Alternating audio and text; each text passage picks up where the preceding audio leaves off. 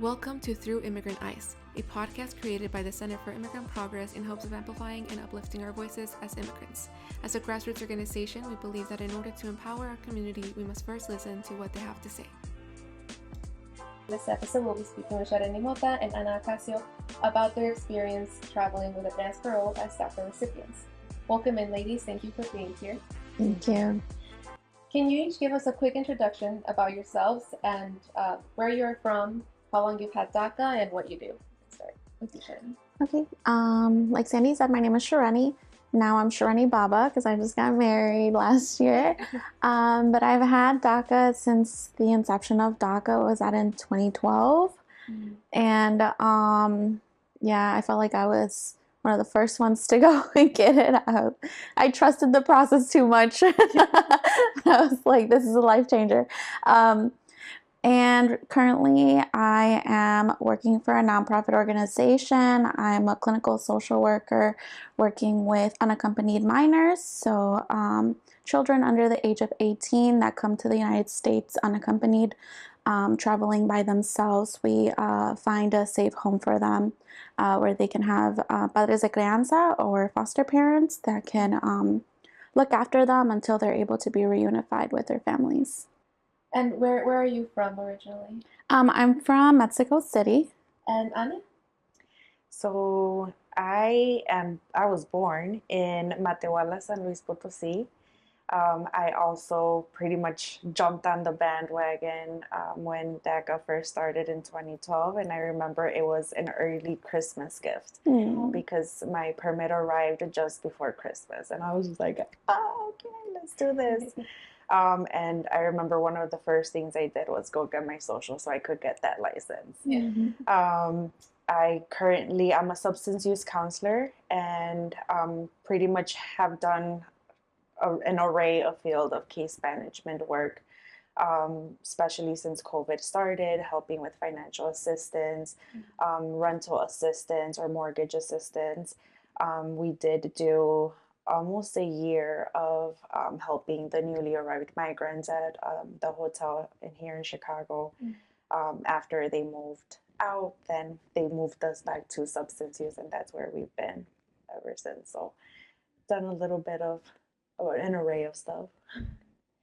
And you said you had DACA. You both had DACA then since the beginning, 2012. Yes. How old were you when you got it? I was 18, so I was like going or already in my freshman year of college. Oh, okay. Yeah, and that is probably like a very memorable time for me because I remember really like doubting whether I was gonna go into higher education and really being like, oh my gosh, what am I gonna do with my future if I can't go to school? Yeah. And with that, just like trusting the process, hoping that things would change eventually, but here I go. I'm going to four-year university. But then when I was able to get like my driver's license, social security number, then I was like, okay, there's still hope. And how old were you? Yeah, I was 20. 20, okay. I was 20, and I went through those emotions of not being able to go to a four-year university because, you know, I told myself I'm too smart to go to a community college. And, you know, I graduated top 9% of my class, and it was over 1,200 students at that time. So I applied to scholarships, didn't get any. My hope was to go straight to Northeastern. I did the placement test. I chose my classes. And when the bill came in, I was charged out of state tuition. I was charged as an international student. And that was not doable. Of course, we did not qualify for financial aid. We did not qualify for student loans. The only option that they gave me was go to your bank and see if they give you a student loan. I went and didn't qualify for a student loan through my bank, and they said the only option was a personal loan. And I didn't work at that time, so how was I supposed to repay a personal loan? So that dream was definitely crushed, and I had to go into community college. So I did miss my first semester because I was just not emotionally ready, because I was definitely heartbroken. But yeah, I did graduate. It took like 9 years to graduate, but I did it. So I got DACA when I was 16, 15, 16. So I was like, it was early enough to where I wasn't going through those motions on my way to college. But I grew up poor, and at that time, my older sister, who was also a DACA recipient, she was going to college, and she was going to like a big university in Texas, and she was already in debt. With DACA, she had a few scholarships she was able to get, but she was working and in debt, and my family themselves, they were also in debt. And I graduated community college out of high school. They had a program where we could do classes, and I was able to do all of those for free. So I got my associates.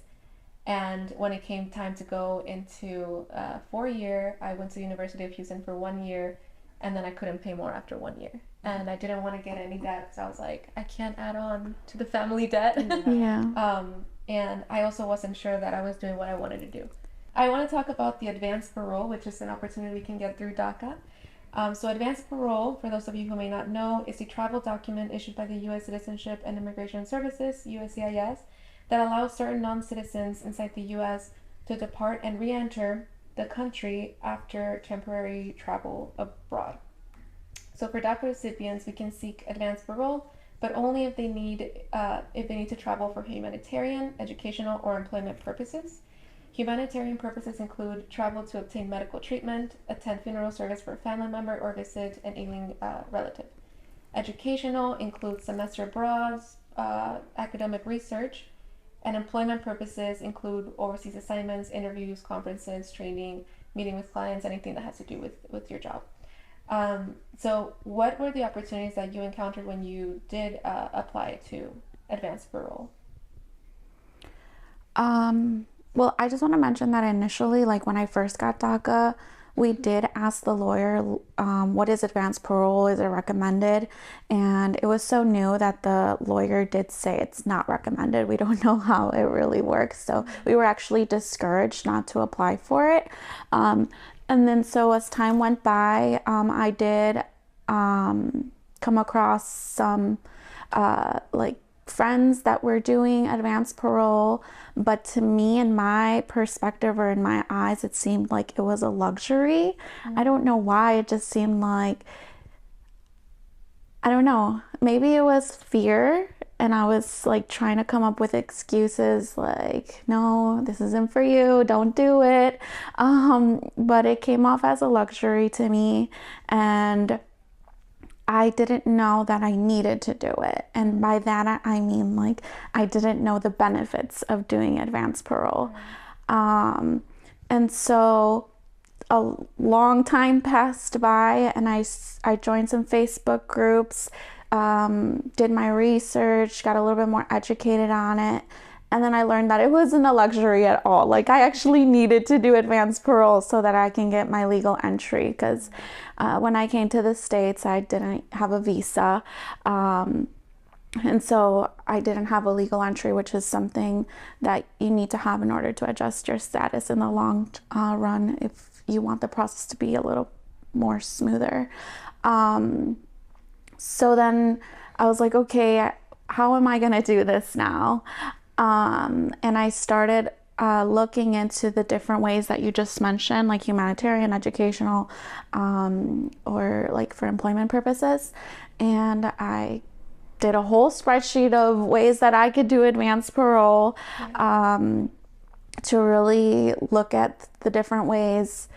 And I had a lot of guilt because I wasn't going to use my aunt who is recovering from cancer to apply for this opportunity because I don't have a relationship with her. I wasn't going to call her up and be like, oh, I know I haven't called to see how you're doing, but can you do me a favor? Yeah, okay.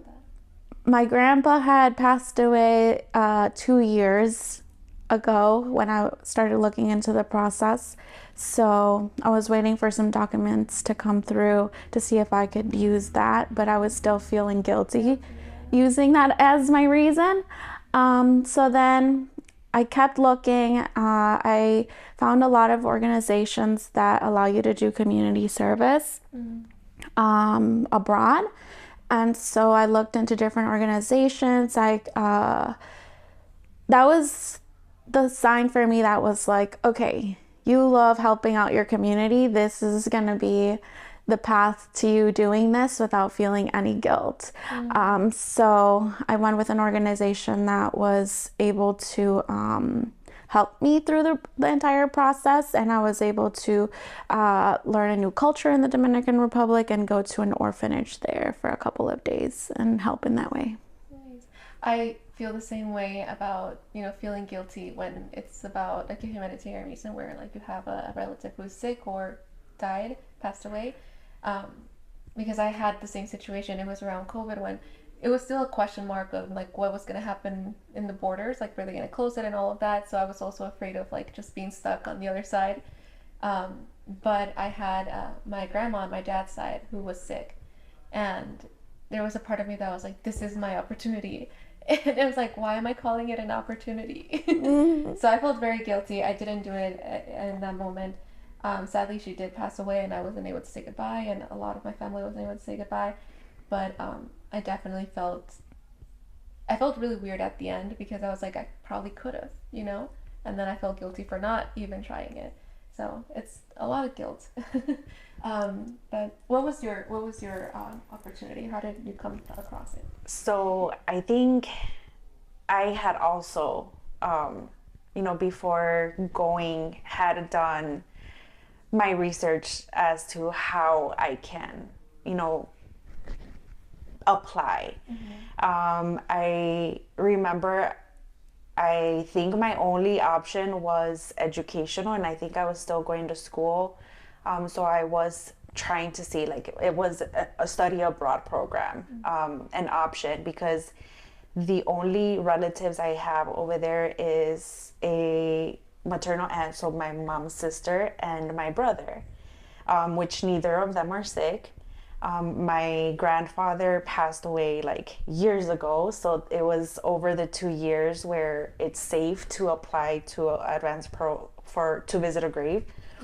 And then any medical issues on my behalf, like I didn't have any medical issues that I needed to get treated, so I'm like, my list is very, very small.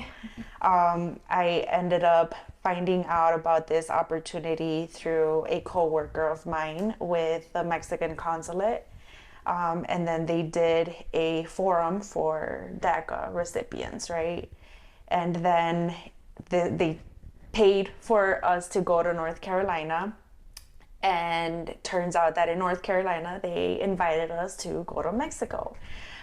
This was a paid trip, so it was 5 individuals that were chosen per group. So we were divided into 4 different project groups, and we had to present a project, and we voted on who was gonna be our top 5 to get sponsored to go to Mexico.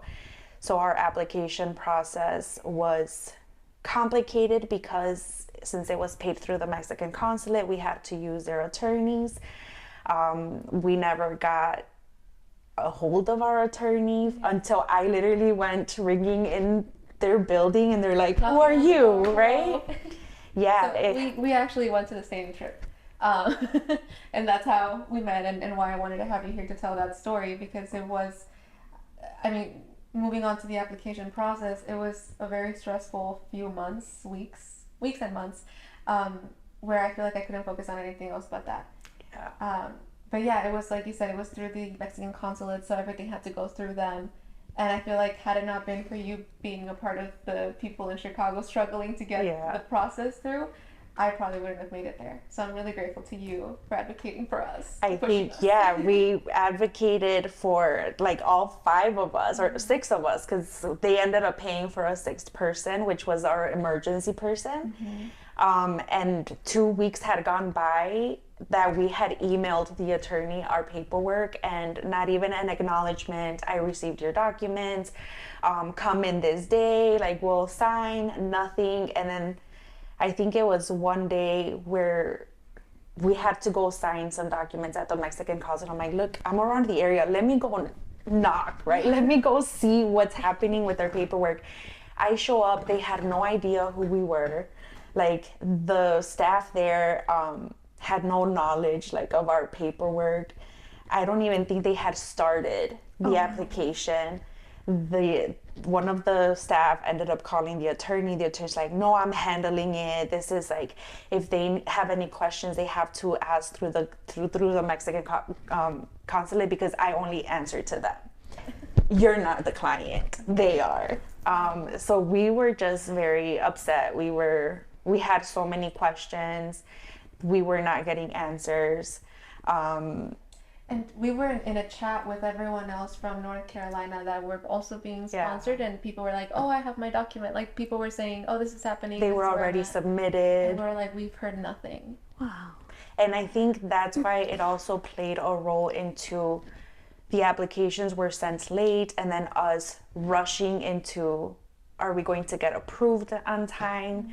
Like, we had to get the Mexican embassy involved. Like, it was just such a headache because everything was done so last minute.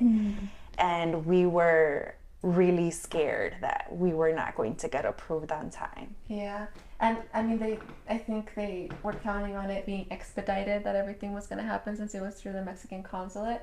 But I mean, we don't know how long it takes. Like, I'll ask you too about, how long yours, because you did the normal process. But ours was like expedited. So, we applied, I think the applications were sent like a month before the date of the trip. A month before the trip? A month before the trip. And like, we had flights booked, stays booked, everything booked, because, the consulate was helping us take care of that. So they booked everything. They spent the money on us for that. But our permit to actually take the trip was still not here. And I believe we all got an update 2 weeks after the applications were sent. So this is also 2 weeks prior to the trip itself, that said you're approved, right? We checked on our online portal, and it said you're approved, the document's on its way. And we just didn't hear about it. We never received the document. To this day, we have not received that document for that initial application. Yeah. And I remember looking on the Facebook, the DACA groups on Facebook, like, what are my options, right? Like, would emergency info pass like help to maybe even get a copy of our approved document? Everyone was saying no, like, you don't qualify because, like, it's not an emergency. And I'm like, this emergency, we just haven't received it. Yeah. You just have to wait. Yeah, so they both the Mexican consulate and the Facebook groups keep saying no, because it's not an emergency, like, you're already approved, so you have to wait for your document to arrive. And some can take up to 30 days. And I'm like, we don't have 30 days. Did you message Emma, the virtual assistant? I tried, but I never found Emma. So I think what I just ended up doing was, I'm going to take a gamble. I'm going to call to make an appointment for an info pass, and the worst thing that they could tell me is no. And I remember I told the Mexican consulate that, and then they're like, no, but you're going to interfere with the process that's already been there, and we don't know how the Mexican embassy is going to have, like, your record now, because you're going to be starting a new application. So they were advising us not to do it. And I told her, we're running out of options. This is literally happening the week leading up to the trip. Like, this happening Monday, Tuesday. The trip is that following Saturday, Sunday. Yeah. And I remember we had like a quinceañera happening the weekend before. So my family, who right now is in a different state, my parents are in a different state, they were here with my grandparents. And everyone already knew that I was going to go to Mexico. And, like, the word spread so fast, and everyone was excited for me. And that whole week I was visiting, because they're not here often, so I was going every day to them. And every conversation, every person that came to see them first thing they asked me is like, oh, when are you going to Mexico? When are you going to Mexico? When do you leave? And are you going to go to the rancho? Are you going to visit this? And I was just like, I have no idea. And I feel like that just added more stress. level of stress. Yes. Oh my God. Like, I was not sleeping. I was starting to get more acne. I was like physically showing signs of stress. Yeah. It was a lot going And on. I think I share some of the same frustrations too, because it's not like I had my own lawyer doing it or I was doing it on my own. I was also doing it through an organization. And again, I was in this group chat with everybody else that was going, and they were also saying like, oh, mine's approved, my document is being, they would send the screenshot of like your documents being produced, and mine actually said your case is being reopened. And I'm like, what the heck does that mean? And so I didn't even know if I was gonna get to go with the group either, until I got in the mail my document, but it wasn't multiple entries. So I was going to the Dominican Republic, but this organization was also going to put Mexico on my application so that I could go to the mission trip, and then also be able to do individual travel or independent travel to go to Mexico. So I'm like, wow, no multiple entries. That means I only get to go to do this with the group, but I'll be the only one that doesn't get to go back home to my home country. Yeah. And then a couple days later, she's like, no, you have to wait for, maybe they like wrote that by mistake, so your case is probably being reopened so that they can send you another one that is multiple entries. And a week later I received my other document with multiple entries. So you did get a chance to go to Mexico? I'm going next week. Yeah, so 24 years later I'll be going back to my home country. 24. How long was it for you? 25. 25. It was 20 for me. But okay, so I don't know if it's a funny thing. It's probably more a tragic thing of what happened with us is they were supposed to sponsor the application, right? And I was broke at that time. I'm just gonna be so honest. I was broke. I was like, that was part of the reason why I never even considered it at the time. I was like, how am I gonna go? I don't have the money for it. It's expensive. But the trip, it was like a week long. 4 days was conferences and whatever they had planned. And then 3 days you had to travel on your own and go to your place of origin. That was like the idea of it. My money to go to my place of origin, I had to use to apply for the emergency one that we applied to. So that second application. Yeah.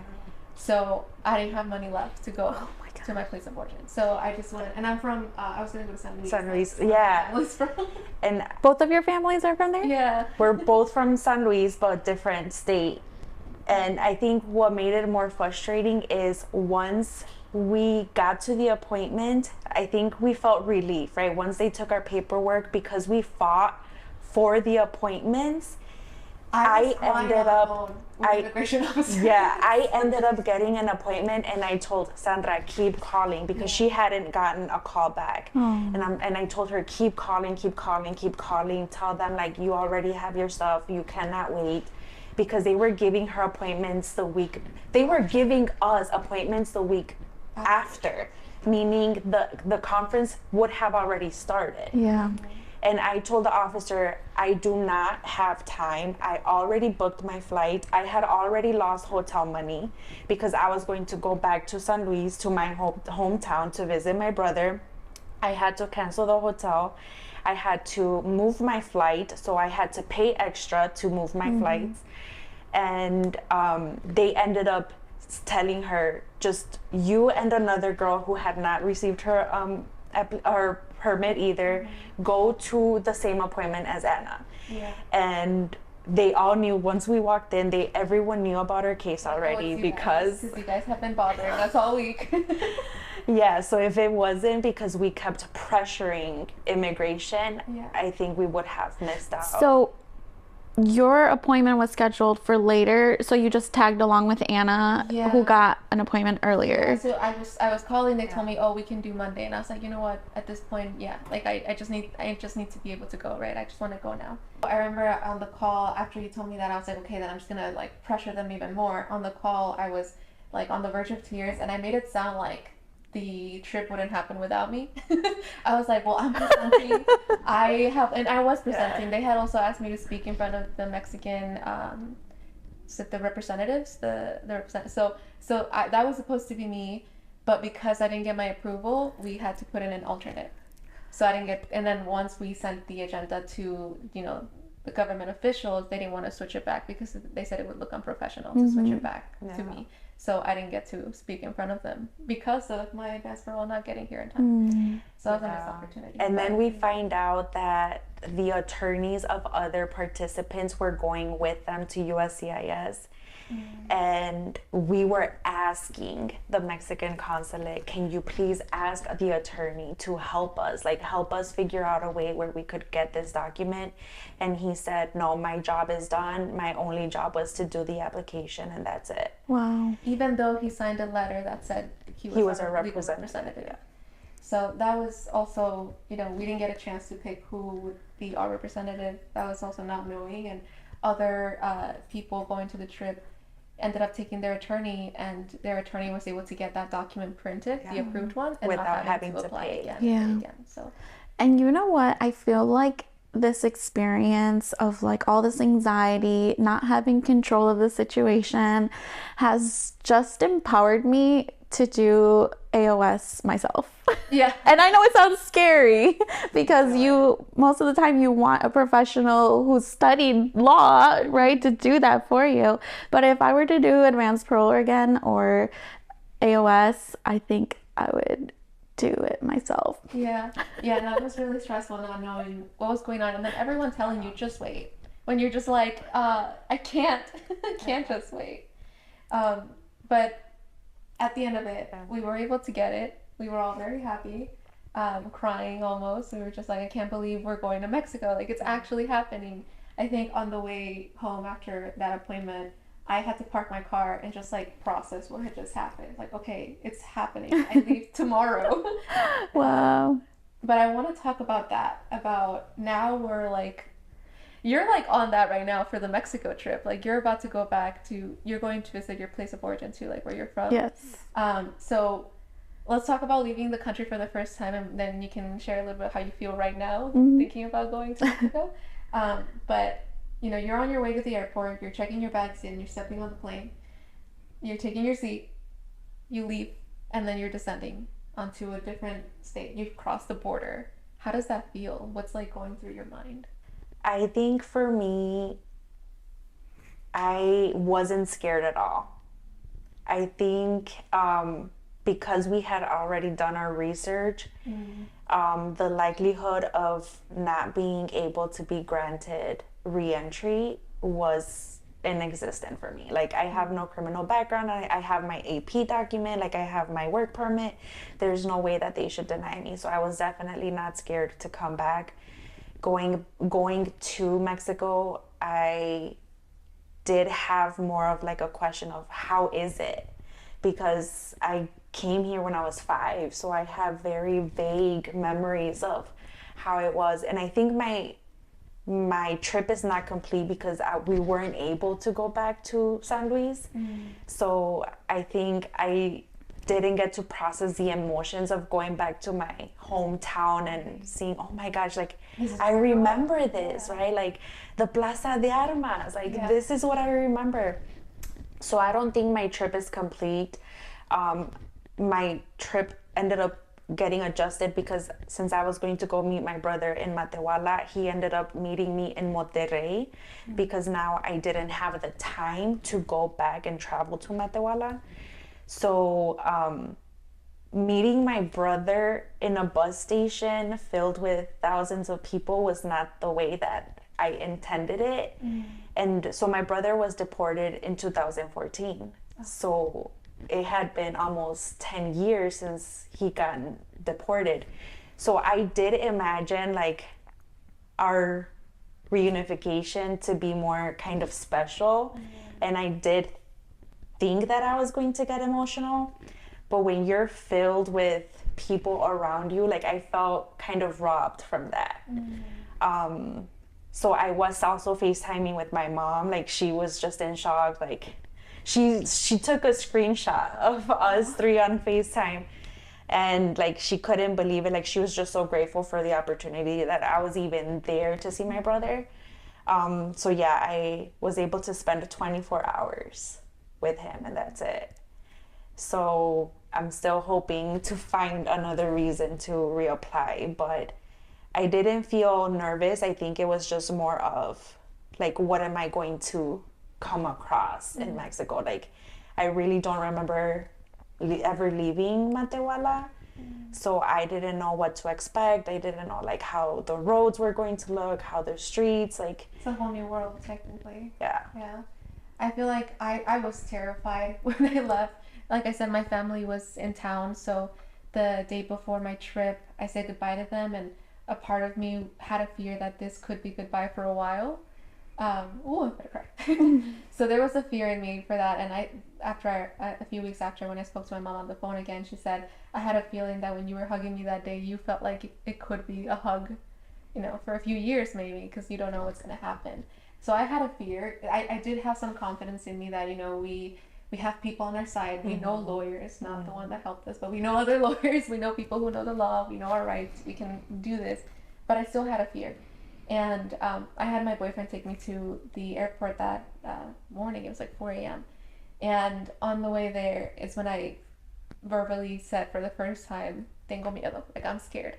And I started crying with him, which I feel like I don't get to well, no, I cry a lot. But it felt so real because I feel like when it comes to like my immigrant story and all these things, I'm always like, I have to be brave, I have to be courageous, like I have to be strong. But in that moment, I was like, I hope this is not goodbye. Like I hope I come back. So I was really scared. Yeah. And I think it's also part of like everything you hear. Like they the news make it sound like Mexico is like crime in every corner. Yeah. When it's literally like any other city, like just like Chicago, what streets to go to, what not to go to, it's literally the same. Like it's not as crazy as they make it sound. Yeah. I actually felt when I was in Monterrey, well, I think even in Mexico City, I did feel like I was a tourist. Yeah. Like I felt like it was just any other city in the US and I was just visiting. Yeah. So I think it really makes you wonder, like, what even are borders? Like, I got on a plane to go to Denver once, like I got on a plane to go to Mexico City also, and it's like the same experience on the way there. But how was your experience going to Dominican Republic?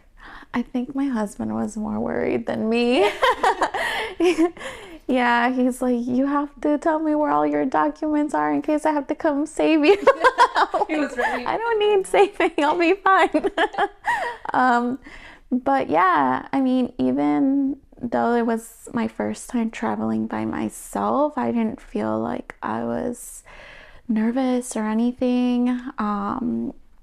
I agree with like what you said. I had done so much research and like educated myself about it that I felt really confident that there was no danger.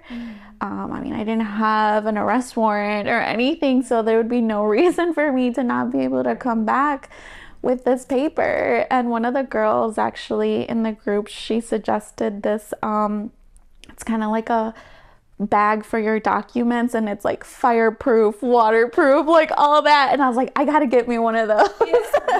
And I did. I had like my passport in there, my marriage license, my advance parole document. That's so funny. So many people in our group were like carrying that document with them everywhere, like as safe as they could, because they were like, if I lose this, it's over. Yeah. So I was like, fireproof bag, like this can't go missing. I felt really confident. Once I got there, I just told myself, like, I want to be really mindful through this experience, like really be present and take it all in, really get to learn the culture and from the people that I encounter. And like in any other trip, I just wanted to explore. But unfortunately, with the organization that I went with, it wasn't really like my choice as to like what to do or where to go. I kind of just had to do what they had planned for us. So I did feel pretty homesick after a few days because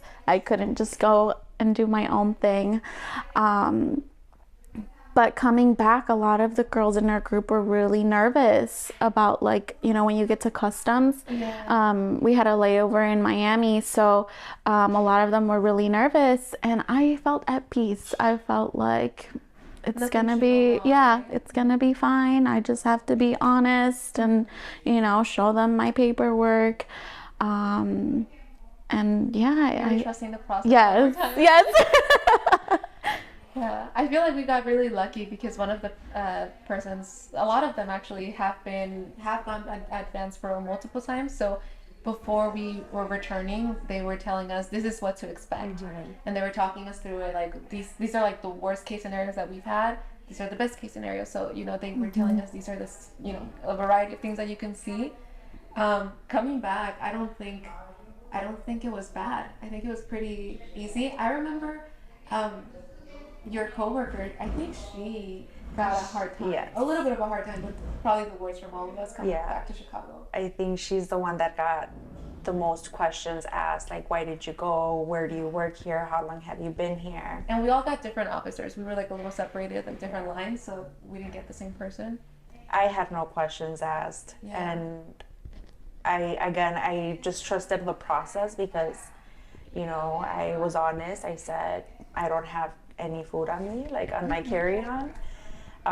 So yeah, it was super easy. And even in the cuartito, right? It was like, well, we were there. So scary, but we were okay. We were okay. I think for me, they didn't ask me too many questions. They just said, what was the reason for going and how long were you there? And I answered those, and they're like, okay, give me your documents, and they took it. They're like, wait for me here, and we all were waiting on the side.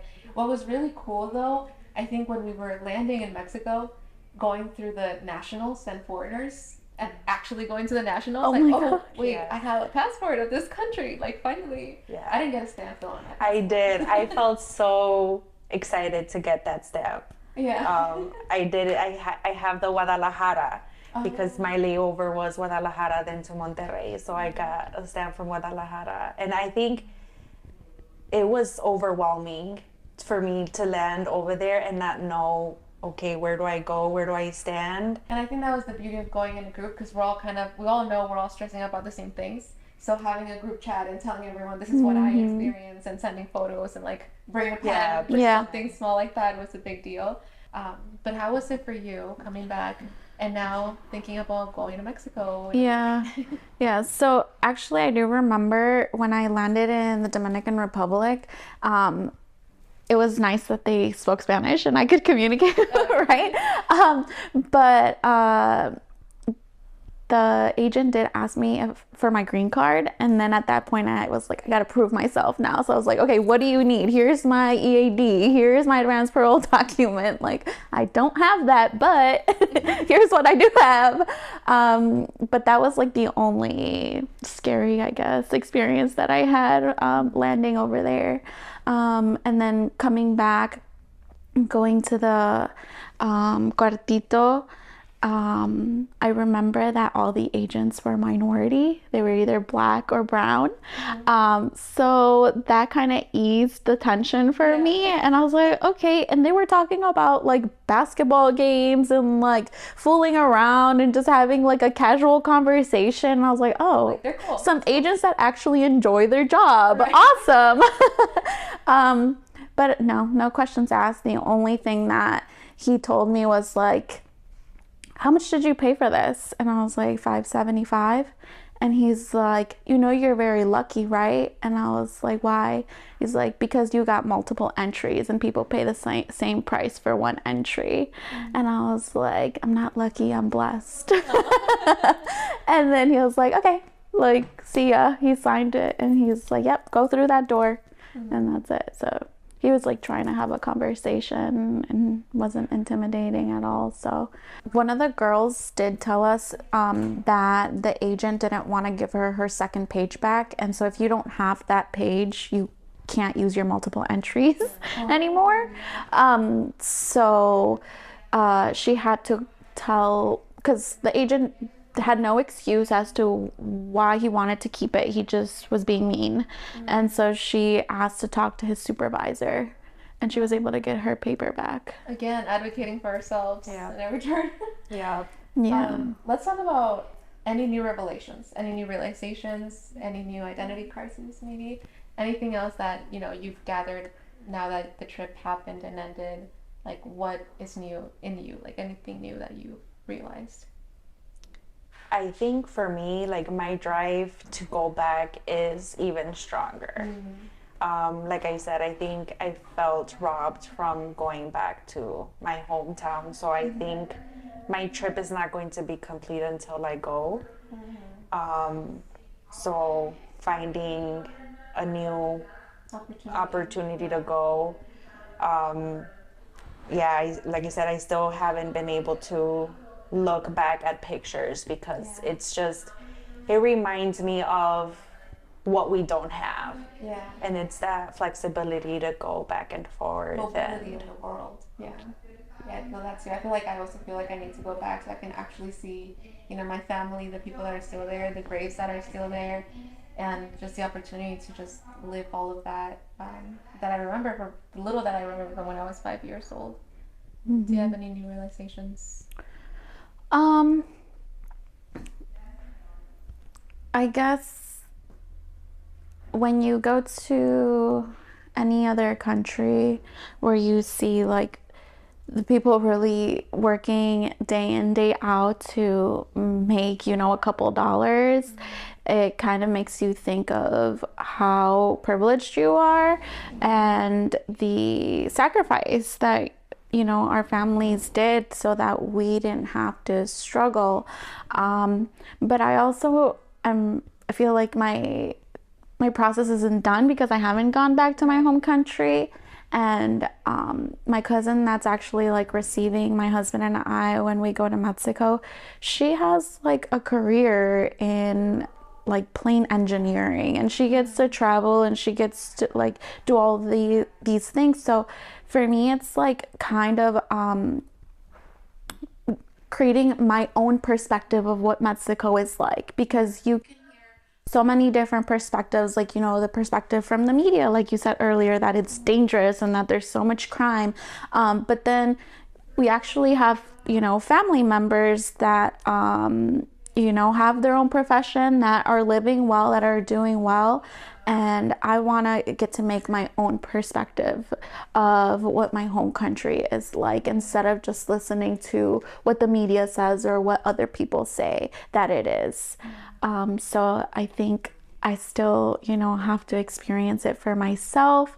But yeah, it made me realize the difference between what I live day to day in America versus what other people are living in other countries. Yeah, I feel like you said, it's still not, it's unfinished business, I think, for all three of us still.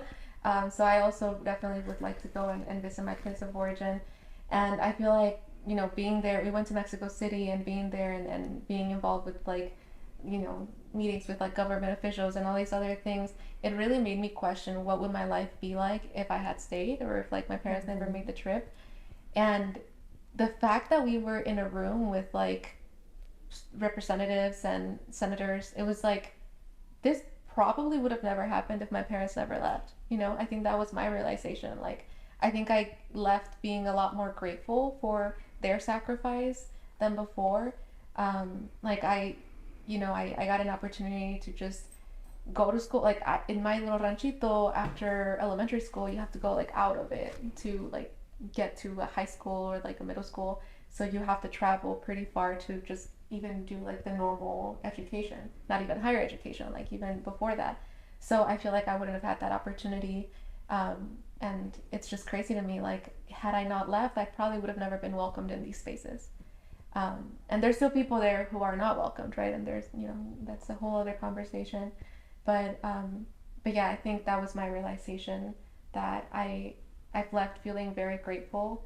Like, I think I went in saying like, well, I'm mad at Mexico because they failed my family, and there's a reason why we left, and the reason why we haven't been able to come back.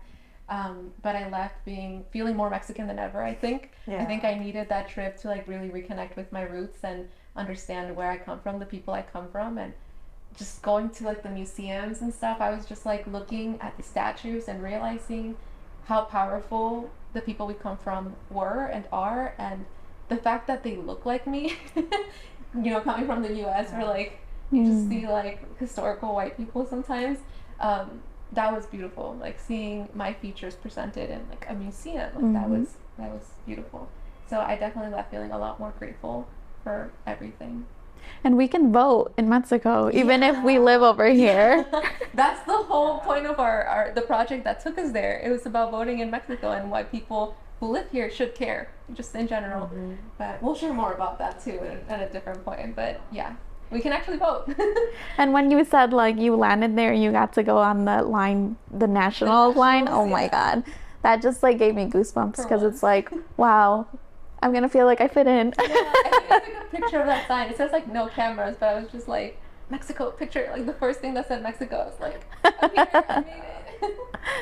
So one last question before we end. We all still have DACA. It's been 11 years now. Where do you see DACA going, or where do you want it to go? Hopefully a pathway to citizenship. I think like I'm supportive of, you know, the U.S. welcoming anyone, but I feel like they're failing the people that have been here for so many years, that have contributed back to their now what we call home. And the problem is not the people coming, but like the way the system is working, it's not working, right? Like you said, it's failing. Yeah, it's definitely failing, and it's even failing its own citizens. So I feel there's definitely going to be, you know, mixed feelings coming into these next elections, but I personally would want to see something more concrete for DACA. It's been a long time, and we need something more concrete. What are your thoughts? I have a lot, a lot of stuff going through my mind right now. Same as you, like, you know, the end goal would be, you know, to have a better immigration system,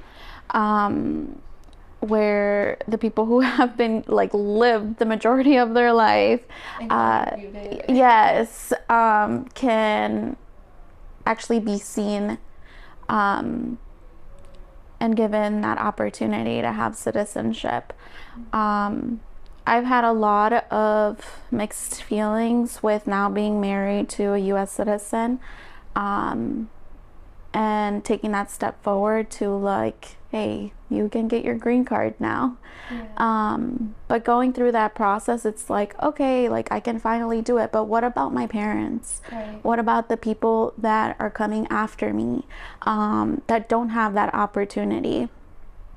Like I mentioned my profession earlier, I work with unaccompanied minors, and I'm reminded every single day there are kids that are still being prosecuted in their home countries that have to come to this this land of opportunities, as they call it, for better, like, you know, the basics, for better style, lifestyle.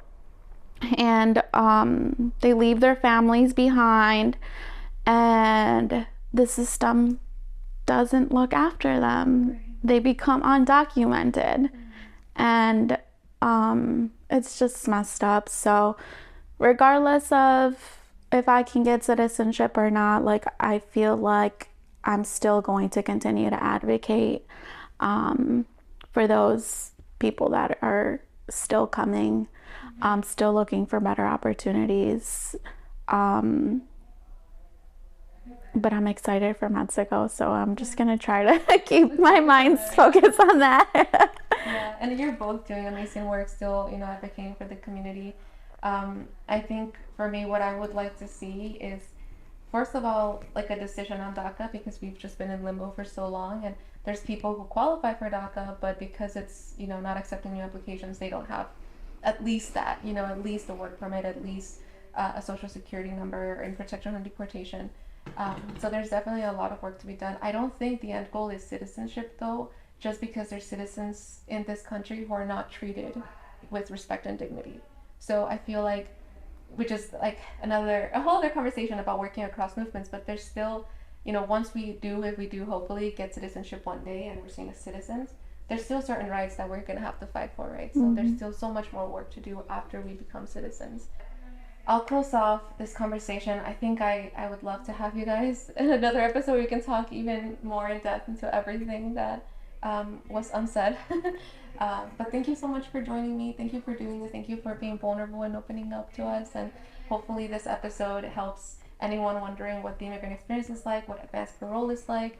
Feel free to send us questions, and Center for Immigrant Progress will do our best to answer. And if it's questions for you all, we'll send those to you your way. Okay. Thank you. Thank you.